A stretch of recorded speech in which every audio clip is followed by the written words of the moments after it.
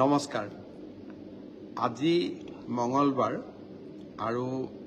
দিনটো মোৰ বাবে এক প্ৰকাৰ এটা প্ৰাপ্তিৰ দিন আছিল আমাৰ সকলোৰে মনত আছে 2021 চনৰ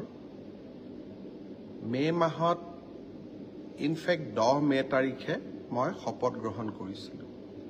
সমগ্ৰ নিৰ্বাচনৰ সময়ছোৱাত মই অসমৰ ৰাইজক আন্তৰিকতাৰে সৈতে প্ৰতিশ্ৰুতি দিছিলোঁ যে বিজেপি চৰকাৰ যদি শাসনলৈ আহে 1 লাখ যুৱক যুৱতীক চৰকাৰী চাকৰি দিম কোনেও বিশ্বাস কৰা নাছিলে বিজেপি নিৰ্বাচনত বিজয়ী হ'ল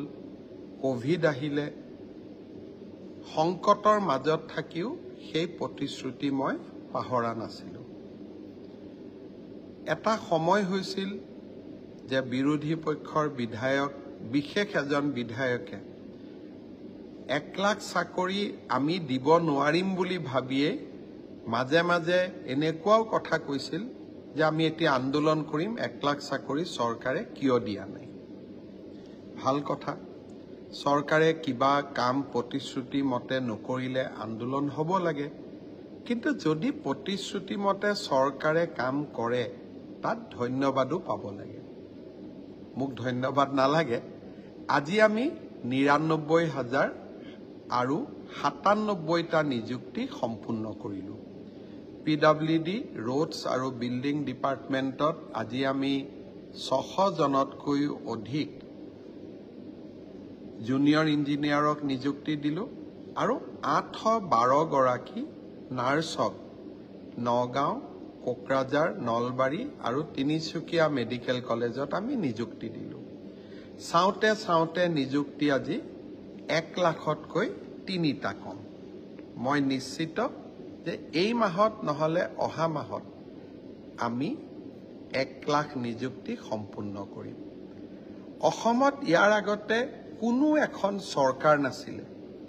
যিখন চৰকাৰে নিজৰ কাৰ্যকালৰ প্ৰথমটো ৩.৫টা বছৰত 1 লাখ নিযুক্তি সম্পূৰ্ণ কৰিছিলে এটাও হাইকোৰ্ট হোৱা নাই দুৰ্নীতিৰ অভিযোগ অহা নাই আৰু অসমৰ দুখীয়া আৰু মধ্যবিত্ত শ্ৰেণীৰ লোকে চৰকাৰী চাকৰি প্ৰথমবাৰৰ বাবে পাবলৈ সক্ষম হৈছে এতিয়া মোৰ লক্ষ্য অনাগত দিনত আৰু ৫০,০০০ নিযুক্তি সম্পূৰ্ণ কৰিব পাৰো নেকি চেষ্টা অব্যাহত থাকিব মই মোৰ কাম কৰি গৈ থাকিম আজি মই দুটা বিশেষ ঘোষণা কৰিছিলোঁ যি দুটা আপোনালোকৰ আগত মই শ্বেয়াৰ কৰিব খুজিছোঁ প্ৰথমটো হ'ল আমি নিযুক্তিত স্বচ্ছতা আনিলোঁ ট্ৰেন্সফাৰ পোষ্টিঙতো আমি স্বচ্ছতা আনিব পাৰো নেকি